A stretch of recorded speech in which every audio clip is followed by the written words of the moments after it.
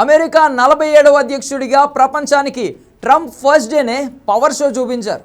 4 ఏళ్ల పాలనలో తీసుకోవాల్సిన ఎన్నో సంచలన నిర్ణయాలను తొలి రోజే తన సంతకాలతో ఫైనల్ చేసేశారు. ట్రంప్ డిసైడ్ అయితే వార్ వన్ సైడ్ అనే రేంజ్లో ఆటోగ్రాఫ్స్ ఇచ్చినంత ఈజీగా సంచలన ఆర్డర్లపై సంతకాలు చెక్కేశారు. తద్వారా అమెరికా ఫస్ట్ నినాదానికే కట్టుబడి ఉన్నానని మరోసారి తేల్చేశారు. మేక్ అమెరికా గ్రేట్ అగైన్ అంటూ డేరింగ్ డెసిషన్స్ తీసుకున్నారు. కానీ అమెరికాను పవర్ఫుల్గా మార్చడం సంతకాలు చేసినంత ఈజీ కాదు. అసలు చిక్కులు డొనాల్డ్ ట్రంప్కు మున్ముందున్నాయి. కాస్త వివరంగా చెప్పాలంటే వచ్చే 4 ఏళ్లలో అమెరికాకు ఎదురయ్యే సవాళ్లకు డొనాల్డ్ ట్రంప్ దగ్గర కూడా సమాధానాలు లేవు. ఇందుకు మేక్ అమెరికా గ్రేట్ అగైన్ అన్న ట్రంప్ మంత్ర ఆచరణలోకి రావడానికి ఉన్న చిక్కులేంటి? ఇవాల్టి టాప్ స్టోరీలో చూద్దాం.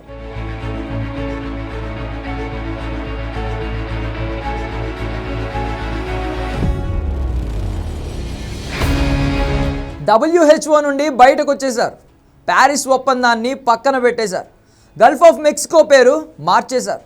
పనామాపై తన నిర్ణయంలో ఎలాంటి మార్పు లేదని తేల్చేశారు. టారిఫ్ వార్లో తగ్గేదే లేదన్నారు. ఒక్కటేంటి, 4 ఏళ్ల పాలనలో తీసుకోవాల్సిన పవర్ఫుల్ డెసిషన్స్ అన్నీ ఆత్రంగా తొలి రోజే తీసేసుకున్నారు. పవర్ఫుల్ ఎగ్జిక్యూటివ్ ఆర్డర్స్పై వరుస సంతకాలతో అమెరికన్లకు భవిష్యత్తుపై ఆశలు రేకెత్తించారు. ట్రంప్ వచ్చేశాడు, ఇక మా కష్టాలన్నీ తీరిపోయినట్టే అని సగటు అమెరికన్ ప్రశాంతంగా నిద్రపోయి ఉంటాడు కూడా. కానీ గత ప్రభుత్వ నిర్ణయాలను రద్దు చేస్తేనో, ప్రపంచ ఆరోగ్య సంస్థ ప్యారిస్ ఒప్పందాల నుంచి బయటకు వచ్చేస్తేనో అమెరికా పవర్ఫుల్ కంట్రీగా మారిపోదు. ఎందుకంటే అమెరికా కంటికి కనిపించేంత బలంగా లేదు. ఉక్రెయిన్, మిడిల్ ఈస్ట్ యుద్ధాలు అగ్రరాజ్యాన్ని ఎప్పుడో గుల్ల చేసేసాయి. తన నిర్ణయాలతో అమెరికా ఫస్ట్ అనేదే తన ప్రయారిటీ అనే సంకేతాలు పంపిస్తున్నారు ట్రంప్. తన హయాంలో దేశానికి స్వర్ణయుగం తీసుకువస్తానని, అమెరికా పవర్ఫుల్ కంట్రీగా తీర్చిదిద్దుతానని చెబుతున్నారు. కానీ అది ఎంతవరకు సాధ్యమనేది అసలు ప్రశ్న. నిజానికి ఇప్పుడున్న పరిస్థితుల్లో అమెరికాను ఆ దిశగా నడిపించడం అంత ఈజీ కాదు.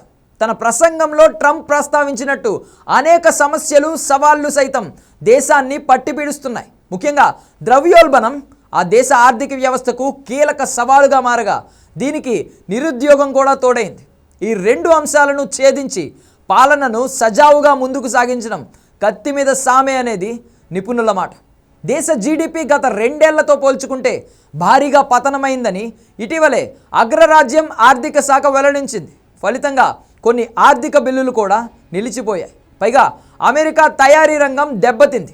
ఉక్రెయిన్, పశ్చిమాసియా యుద్ధాలపై బైడెన్ సర్కార్ వ్యవహరించిన తీరుతో పెట్టుబడిదారులు వెనక్కి తగ్గడం కూడా ఆర్థిక రంగంపై పెను ప్రభావం చూపించింది. ఇక మరో కీలక విషయం అగ్రరాజ్యంలోని రాజకీయ చిక్కులు.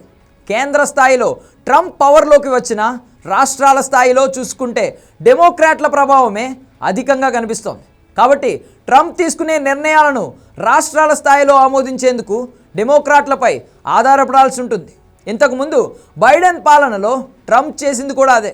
ఇప్పుడు అవే రాజకీయ చిక్కులు ట్రంప్ పాలనకు అతిపెద్ద అడ్డంకిగా మారే ఛాన్స్ లేకపోలేదు. ఇక అమెరికాను ఎప్పటి నుంచో వేధిస్తున్న డ్రగ్స్, వలసలు, వీసాలు వంటివి సెన్సిటివ్ అంశాలుగా మారాయి. అంతర్జాతీయంగా వస్తున్న సవాళ్లకు తోడు వలసలు పెరగడంతో వీసాల విషయంలో ట్రంప్ తీసుకునే నిర్ణయాలు అమెరికా భవిష్యత్తును మార్చే అవకాశం ఉన్న ఈ నిర్ణయాలు ఆయన చెబుతున్నంత ఈజీ మాత్రం కాదు.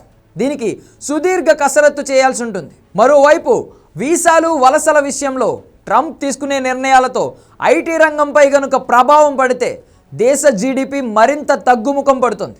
అదే జరిగితే అమెరికా ఆర్థిక రంగానికి మరిన్ని చిక్కులు తప్పవు. ఇవన్నీ ఒక ఎత్తు అయితే ట్రంప్ ప్రస్తావించిన మరో కీలకమైన అంశం సరిహద్దుల భద్రత. ముఖ్యంగా ఎర్ర సముద్రంలో తన ఆధిపత్యాన్ని పెంచుకునేందుకు చైనా వేస్తున్న ఎత్తులను అమెరికా ముందు నుంచి వ్యతిరేకిస్తోంది. ఇప్పుడు కూడా ఈ సమస్య వెంటాడుతోంది. నేరస్తుల కట్టడికి కూడా ట్రంప్ కీలక ప్రకటన చేశారు. ఆయన దృష్టిలో అంతర్జాతీయంగా నేరస్తులు తమ దేశంలోకి వలసలు వస్తున్నారని చెబుతున్నారు. కానీ రియాలిటీ వేరు.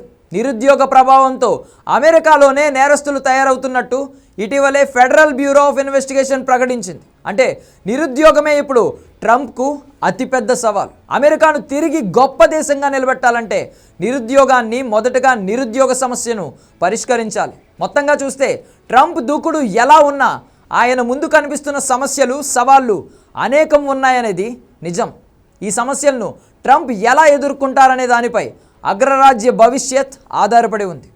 అప్పటి వరకు మేక్ అమెరికా గ్రేట్ అగైన్ అనేది జస్ట్ నినాదంగానే మిగిలిపోతుంది.